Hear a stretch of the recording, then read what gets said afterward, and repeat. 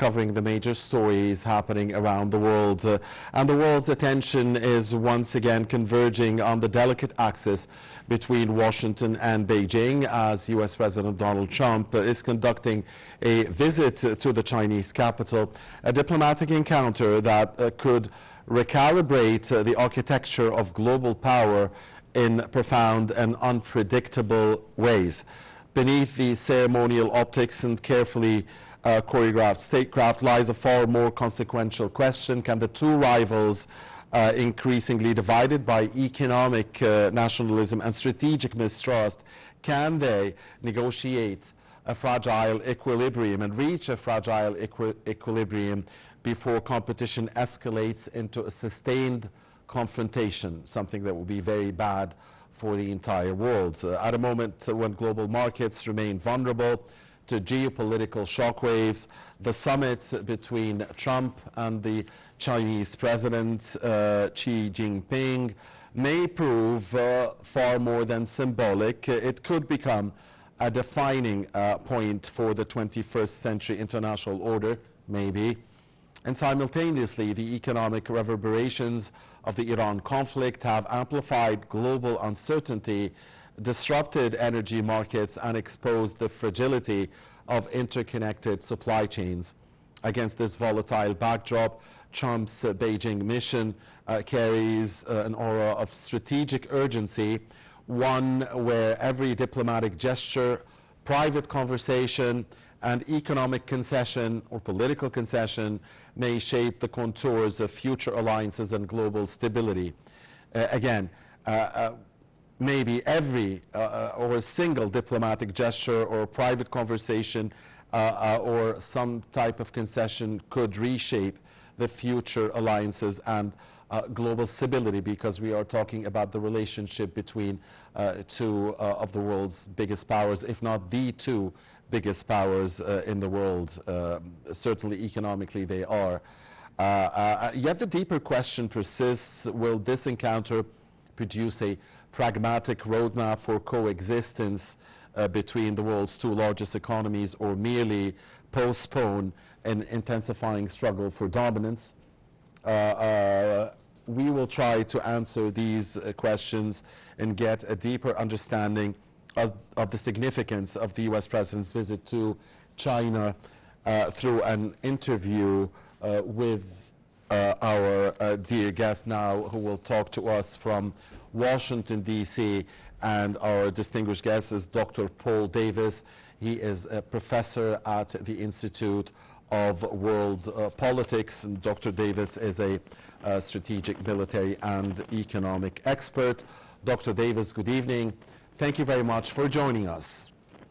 Well, good evening, and thank you for having me back. It will be a pleasure to talk to you. Thank you, Dr. Davis. The pleasure is always ours. So, sir, how do you see the visit of the U.S. President, that historic visit, the first by U.S. President in decades to China, and his meeting with his Chinese counterpart? Do you see it as one that will indeed reshape global alliances and reshape a new world order, maybe, or you think it's just, you know, the diplomatic regular stuff? Well, it goes a little bit more beyond the normal diplomacy. It is a very significant and consequential meeting between Trump and Xi. There's no doubt about that. As to how far it will go to shape the new world order or change alliances and so on and so forth, that is we have to wait and see. Yes. Currently, what the president's main aim is, and in this meeting, it's more economic. To open up China to U.S. businesses and to bring Chinese investment to the United States, and to see where more we can go. Also to possibly increase the U.S. oil exports to China, as a lot of their oil has been cut off between Venezuela and Iran. And Dr. Davis, do you see some party gaining more than the other economically from the talks. I mean, the U.S. President has with him a large delegation of American corporate executives. Obviously, the economy is topping the agenda, and seemingly this will any trade deals will be to the benefit of both sides.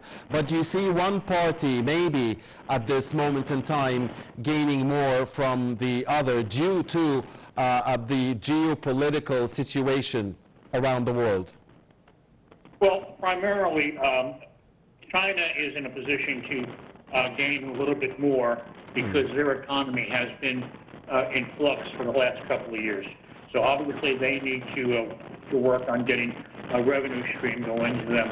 At the same token, the United States economy will benefit if they can get China to openly trade and work with us to stop stealing of intellectual property and so on and so forth. But it's no small deal that Trump brought with him some of the top CEOs of the country, and including Elon Musk. So this is obviously a very important meeting, and with some very important results that could come out of it for both sides. Right. Again, from an economic side, China might benefit more because they said their economy is a little bit in a slump. But the United States will also gain by increasing its exports, which will also help them increase the U.S. economy as far as manufacturing is concerned, using Chinese investment. Right. That's from the economic side. What about the political dimension? Do you see America or China gaining more, again, at this very crucial moment in time? And I'm speaking, really, I'm referring in a direct way about the Iran situation. I think we're looking right now, as far as the Iran situation is concerned, Iran is going to be hit hard by this summit. China has a unique relationship with Iran, and that's not going to change. However, the need that China will have for Iran is going to be diminished somewhat. Basically, it has always been an oil for weapons dichotomy between China and Iran. And with Iran's oil kind of cut off, at this point, yes, we can reopen the Strait of Hormuz, and that's one of the things both Xi and Trump said is absolutely the Strait of Hormuz has to be opened up. They also both said that Iran can never be allowed to have a nuclear weapon. Right. And going past that, then China still wants to maintain a certain level of control within or presence in the region.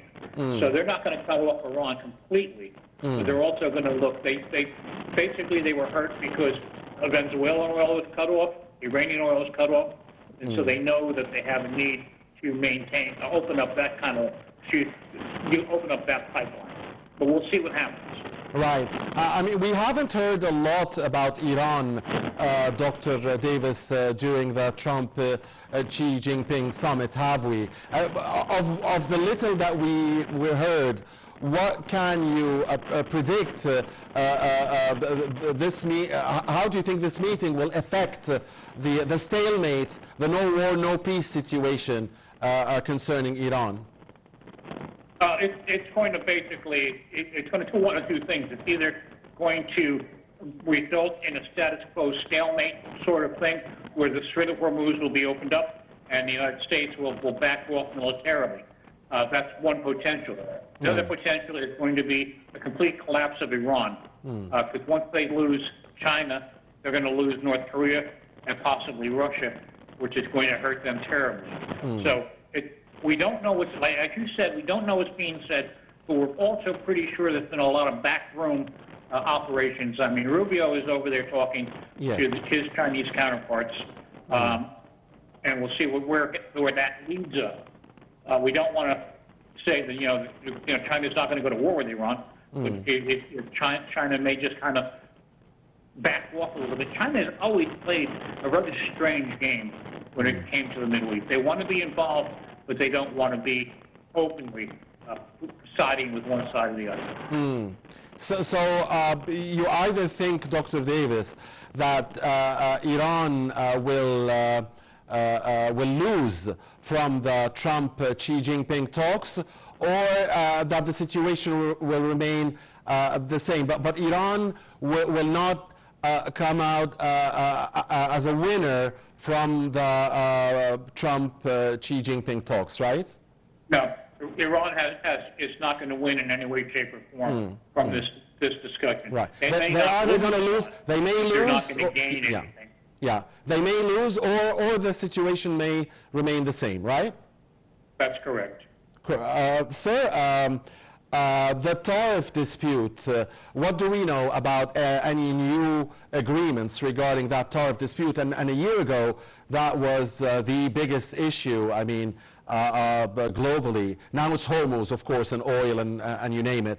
But the tariff issue was the #1 element that had disrupted the global economy at one given moment last year. So do we know that if there has been any settling of the disputes regarding the tariffs, the Trump tariffs? Trump will play the tariff card very, very loosely. He uses it as more of a bludgeon, and it has affected, as it has affected the economy worldwide. It has more affected countries like China, which are producers. They need an open customer, and the United States is the largest open customer they had. So yes, it will affect this, and the tariffs may be being talked about right now as to the size of them. I mean, for me, I was very happy when the King of England came over and they dropped the tariffs on Scotch. So I'm very happy about that. Okay. But we'll see what happens. I mean, it is a card to play, and it's a card only Trump can play. Okay. What about the AI competition? Obviously, artificial intelligence competition between the two biggest players in the world in this arena is very important. Do you think we could see more cooperation in AI or further competition that, for supremacy? I mean, I know it's a difficult question. I don't even know how to pose it. But there is something very big happening in the world of AI, and undoubtedly those two are the two biggest players by far. So, I mean, yeah, AI. AI is something the United States has looked at. The United States wants to be a leader in AI. However, China does have an edge in the fact that, they're the largest chip producer in the world. And this is something that we have to look at. And I think that's one of the reasons that the head of Microsoft is over there right now. They want to talk about it. AI it's going to be open competition. And that's basically what the United States wants. They want open competition, something the Chinese do not want. But this is part of the discussion that's going on, part of the economic impact that's going on right now. Yeah. If it's open competition, you're going to see year to year one or the other is going to be leading in the area. But it's going to be beneficial. If it's open competition, it's beneficial to the world. It's beneficial to everyone. Okay. So that's what we need to see and hope to see. Okay. Dr. Davis, do we know if Taiwan featured in the talks and if it was an important element of the talks? Do we know? We don't know exactly. We know what he said to Trump, that, treating Taiwan respectfully, or it could be a major situation, a problem with that. The problem a lot of us have is Taiwan should not be an issue. It's unfortunately for the People's Republic of China a very emotional issue, and this is what we look at. I mean, there's no reason that China needs to expend military force to take over Taiwan, but it's an emotional issue. They see Taiwan as a part of China, and they want it back. Yeah. The rest of the world basically sees Taiwan as basically an independent country, that is producing a lot of economic benefits for the rest of the world. So this is something we need to look at. I mean, the other problem is we saw the result when China retook Hong Kong. They were supposed to do nothing and allow the status quo to exist, and obviously they did not. So yes. we don't want to know what promises they're making about Taiwan. Okay. I mean, the best part of what could happen to the world is that Taiwan just becomes an independent country.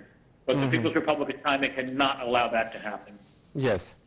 Dr. Davis, do you get the sense from watching the pictures of and the videos of Mr. Trump with Mr. Xi, do you get the sense of, or do they remind you of the videos of Reagan and Gorbachev and Brezhnev and Nixon? And do they remind you of the Cold War videos or pictures? No, I think it's a little bit more warm than there was in the Cold War. I think the best picture we could see would be Putin and Trump in the last one. That would be closer to what we're seeing right now. Okay. I mean, let's be serious. Neither leader trusts the other one, and neither country trusts the other one. But they know that both need the other to keep going in the international arena.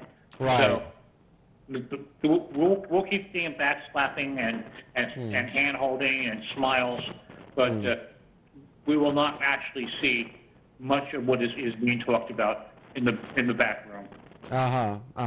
So do you get the sense, Dr. Davis, that if I may say, that there is now at least closer ties or a rapprochement between Washington and Beijing, considering the situation? Can we say that this will be at the expense of Europe, at the expense of Iran, at the expense of the Middle East, at the expense of the world, at the expense of Ukraine? I don't know. I'm just asking. I mean, you're the expert.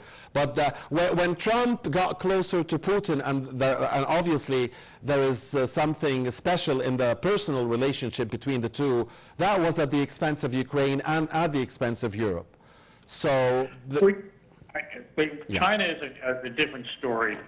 China has a different market. China has a different desire. It will be probably more at the expense of Russia. Because China has, with their Silk Road initiative, have been using their abilities to go into other countries to extend Chinese hegemony. And it is at the expense of Russia. And right now, Russia is so tied down with Ukraine, there's very little they can do about it. So this is, if it's going to be at the expense of anyone. Okay. Europe will benefit because then markets will be stabilized, currencies will be stabilized, and export-import markets will be stronger. So, and the Middle East will benefit if China is cut out from supplying weapons to Iran and its proxies. So there's a win-win there, and I don't think anybody's really going to be hurt terribly, other than, say, possibly Russia and possibly Iran. Okay, but again, you've mentioned the issue of mistrust that will remain, right? I mean, yes, we are getting the sense that the two biggest capitals in the world are getting closer, but the mistrust will remain, competition will remain, rivalry will remain, economic rivalry, political rivalry, and so on. Rivalry is a part of life. Yeah. It's a part of diplomacy. It's a part of the international marketplace. Yes. You know, what we benefit from this type of rivalry is no one is shooting at each other. Yes, So absolutely. This is what we need. So if one party, Dr. Davis, will give more concessions to the other, Would it be Washington or Beijing? Because obviously in any talks, maybe I give you political concessions, you gave me economic concessions, I give you something here, you give me something there. So if one of the two capitals is likely to give more concessions in a certain field or area, which capital would that be, and in which field? That's a difficult question to answer. I don't know if it's going to happen at all. I think it's going to be more of a quid pro quo exchange. Neither one is going to benefit more than the other. Okay. Because both sides are strong, both sides know the other, and both sides know what they need, what they can give up, and what they can't. Yeah. So it's going to be just a normal diplomatic exchange, and ultimately come down to a normal economic exchange. Okay. One final question, Dr. Davis. As the world watches this historic encounter, in your view, will the summit produce genuine strategic breakthroughs, or will it merely delay the deeper divide and delay the geopolitical confrontation and delay the economic confrontation? That's yet to be seen. I mean, basically, in my experience, when two leaders like Xi and Trump meet each other, generally that means a lot of the issues have already been resolved, and they're just there to sign the paper. So we don't know what has been resolved, and we don't know where it's going. I know Trump invited Xi to Washington in September, and that may be the final production of what the final outcome is going to be. Yeah. But the bureaucrats were going to be working in the background. Yeah. You and I will never see that until those meetings occur, as to how it resolves. Yeah. And you know what, Dr. Davis, when you reminded me of Mr. Trump's invitation to Mr. Xi in September, you just answered another question that was in my mind for hours, really. I'm waiting for the highlights of video of the visit, and I haven't seen it yet. I mean, I'm just waiting. And I'm waiting for it as well. Yeah, so we'll probably see it in September. Yep. Yeah. Thank you very much, as always, Dr. Paul Davis, the strategic military and economic expert and the professor at the Institute of World Politics, talking to us from Washington, D.C. Thank you for your time. Thank you for your insight. And thank you, ladies and gentlemen, for watching us. In some 17 minutes from now, we'll be back with Panorama News and a comprehensive look at the latest in politics, business, and sports here at home in the region and globally. So please don't go far.